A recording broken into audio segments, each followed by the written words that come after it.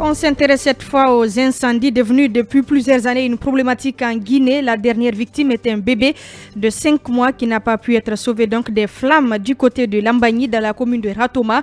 Cet incendie survenu jeudi soir est lui aussi attribué à un court-circuit. Mais pour les spécialistes, le problème pourrait se trouver dans les différentes installations électriques des bâtiments. Nous essayons d'en savoir davantage avec notre invité donc sur les normes en la matière. Il s'agit de Boubacar Diallo. Il est spécialiste en gestion technique du bâtiment. Il est en direct. Bonjour et bienvenue, Monsieur Diallo. Bonjour, Madame Arissatou. Bienvenue dans cette émission. Vous suivez l'actualité de la Guinée et tous les jours, ou en tout cas, c'est régulier, on va le dire ainsi, les incendies et qui causent des drames. Quelle est votre analyse sur cette situation? Tout d'abord, laissez-moi présenter toutes mes condoléances les plus attristées à toutes les familles qui ont perdu les siens suite à de tels drames, parce qu'un incendie, c'est toujours un drame humain, et que au-delà du drame matériel, c'est un drame humain. Et c'est toujours en tant qu'humain et en tant que Guinéen, c'est quelque chose qui nous touche énormément. Et on a envie, quand on est dans notre situation, de pouvoir apporter, parce qu'il y a des solutions qu'on peut apporter qui sont à notre niveau, c'est-à-dire au niveau du particulier lui-même, qu'on peut apporter pour éviter de tels drames. Allez-y. Alors, M. Diallo, aujourd'hui, l'opinion s'intéresse quand même sur les causes de ces incendies qui endeuillent plusieurs familles. Il y a une corrélation, est-ce que selon vous, il y a une corrélation qui existe aujourd'hui entre les installations clandestines et les installations, par exemple, des DG, que beaucoup accusent à tort ou à raison d'être un peu l'une des causes de ces incendies qui endeuillent plusieurs familles à Conakry? En ce qui nous concerne, nous disons que la problématique est globale. Globale en ce sens que une installation électrique répond à des normes. C'est-à-dire les normes, c'est du fournisseur d'électricité à l'usager. C'est-à-dire une maison, quand on construit une maison, il faut absolument effectuer une installation qui répond à des normes techniques, des normes de protection et de sécurité. Et tout ça lié fait que aujourd'hui, j'entends beaucoup de gens parler, par exemple, lorsque moi-même je cadre, en tant que Guinéen, je connais la problématique parce qu'il y a souvent des coupures d'électricité. Et que suite à ces coupures, lors du retour de l'électricité, on a des courts-circuits.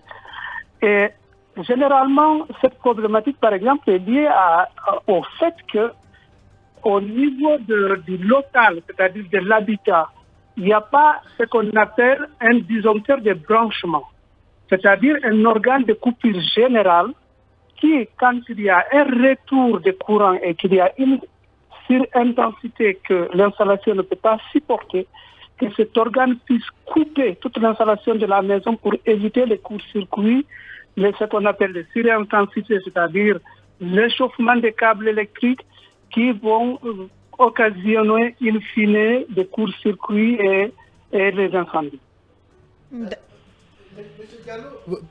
Monsieur Diallo, moi j'ai justement envie qu'on reste un peu sur cet aspect-là. Pourquoi est-ce que les citoyens estiment que la responsabilité elle est des EDG, parce que c'est un établissement quand même qui est public? J'ai envie de donner quelques exemples rapidement. Vous avez parlé de ces coupures d'électricité et puis le courant qui revient avec une intensité trop élevé. Parfois, je ne sais pas si vous êtes en Guinée, mais parfois on balance du 300 volts dans les ménages. Deuxième chose, c'est que on parle notamment de câbles aussi qui ne seraient pas de qualité utilisés dans les ménages pour les branchements, mais ces câbles quand même sont importés et c'est une autorité publique qui accepte leur importation et leur vente sur le marché. S'ils ne sont pas de bonne qualité, est-ce que ce n'est pas également de la responsabilité de l'autorité publique? Dernier élément, en fait, vous parlez de ces disjoncteurs. Encore une fois, il y a parfois des retours de courant qui brûlent même le disjoncteur. Est-ce que, quelque part, les citoyens, finalement, n'ont pas le droit d'accuser soit l'État ou EDG, parce que ces câbles, on les achète sur le marché. Oui, parce que c'est pas EDG qui installe les maisons, EDG vient juste brancher, mais ces câbles sont achetés par des citoyens. Ils sont acceptés sur le marché. Il est rentré parce que l'État a accepté que ces câbles soient sur rentrent le dans marché. Et parfois, je vous rappelle, des incendies brûlent des disjoncteurs. J'en ai vu l'exemple chez moi. Alors, la problématique des normes électriques et de la réglementation est vaste. Il y a une partie qui concerne effectivement, alors moi je ne suis pas juriste, je ne parlerai pas nous ne parlerons pas en termes de responsabilité, mais nous parlerons en termes de constat et de qu'est-ce qu'on pourrait apporter comme solution.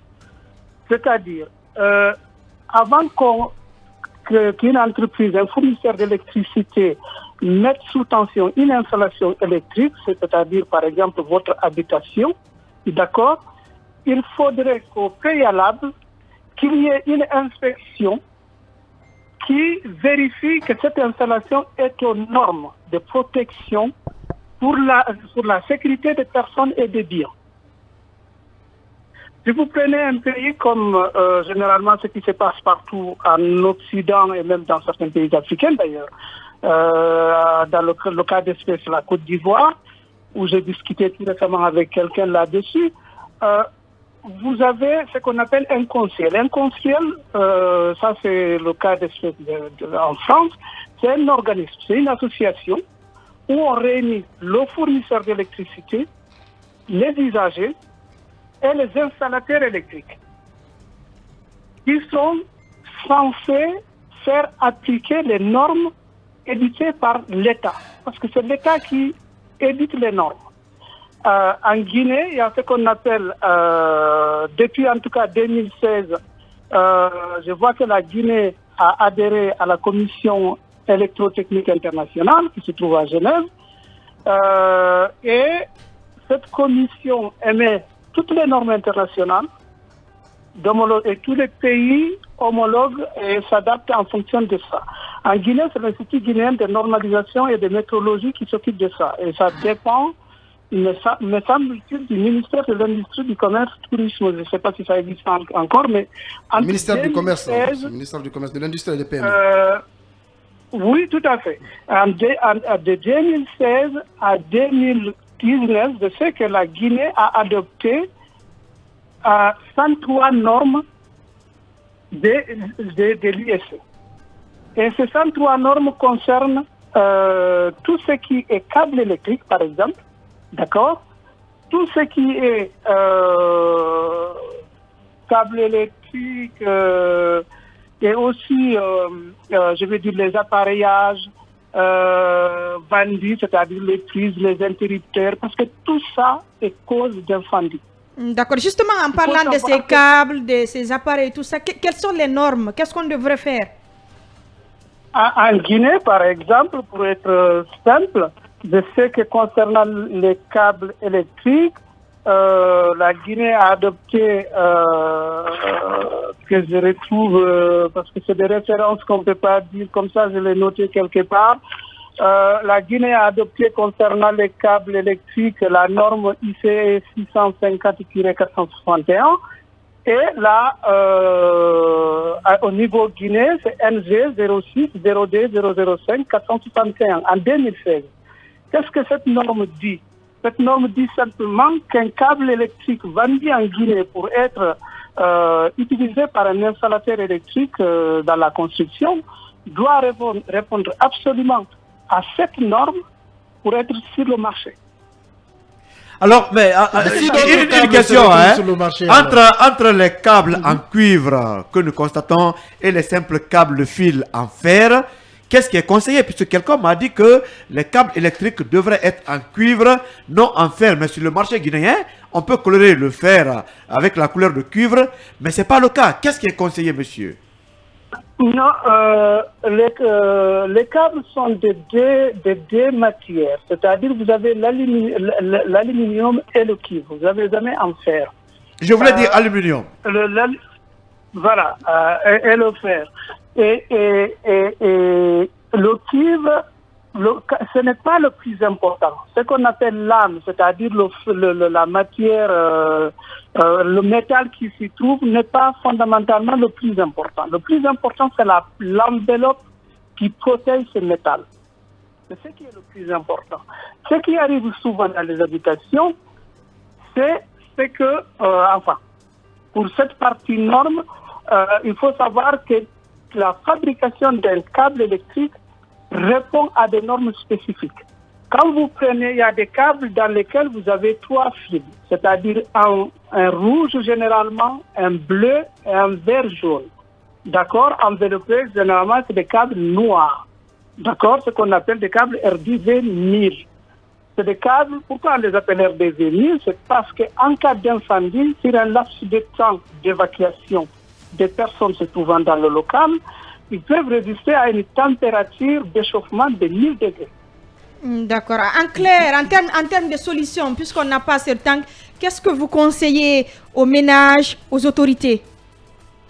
En termes de solutions, il faut absolument que les autorités guinéennes mettent en pratique ce que j'ai dit auparavant, c'est-à-dire ce que nous disons nous, et avec d'autres personnes nous parlons, parce que quand même chacun doit apporter sa pierre à l'édifice.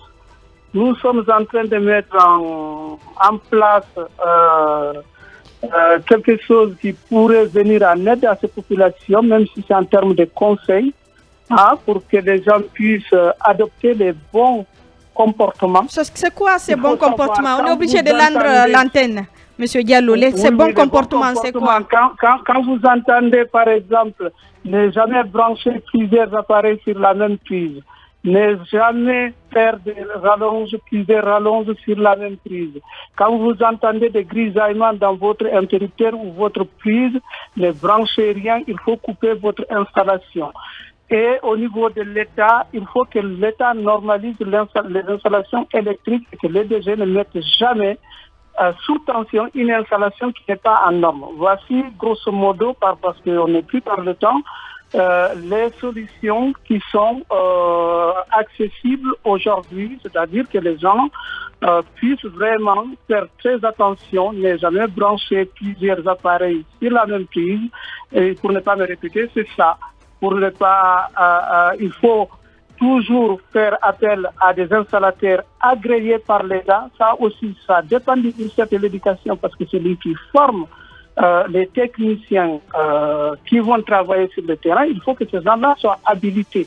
Voilà. C'est pourquoi je parle de globalité, c'est un problème global. Merci beaucoup. Ça sera donc le mot de la fin. Boubacar Diallo, spécialiste en gestion technique du bâtiment, qui était donc en direct depuis Paris. Merci à tous, à l'équipe technique Tidiane, Ibrahim et tous les autres. Mirador revient lundi avec l'équipe du père de la saison, Barracuda. Vous avez su Mirador, la grande messe de l'investigation journalistique, la plus grande tribune politique de la Guinée, avec Aboubacar Diallo, Talibé Bari, Mamadou Ouri Diallo, Akoumba Diallo, Kabinet Fofana, Ibrahima Lincoln Souma, Mamadou Diambalde.